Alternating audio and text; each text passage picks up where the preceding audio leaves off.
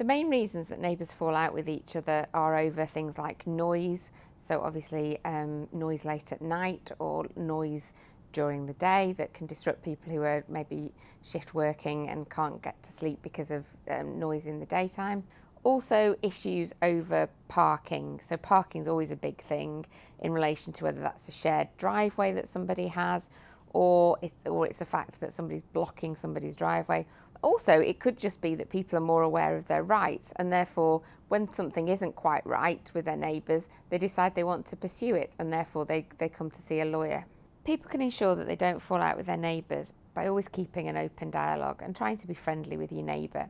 If you find that you can't resolve things amicably with your neighbour, then you can decide to pursue it through legal routes. I would advise that if you're going to do that, you make sure you go and speak to a property litigation expert who deals with these kind of disputes on a day-to-day basis.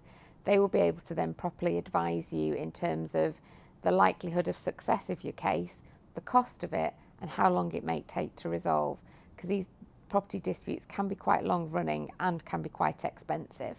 In a dispute with neighbours, I would say that the first step would be to very carefully detail what the issue is.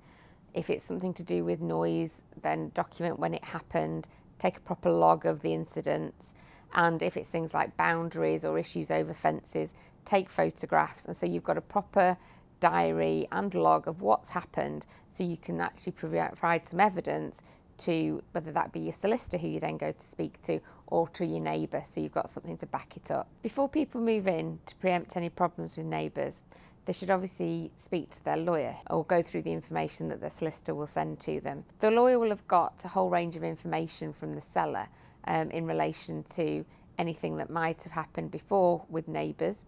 Also, those inquiries will ask about boundaries and parking arrangements. So a lot of information will be elicited through that process, which your solicitor will then share with you, and you need to make sure you study that carefully.